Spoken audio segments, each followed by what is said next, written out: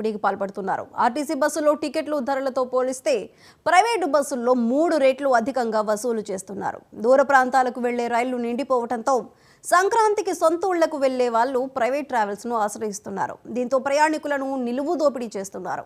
Online ద్వారా ticket book చేసుకునే వెసులుబాటున్న యాప్లలో ఈ దందా యథేచ్ఛగా నడుస్తోంది.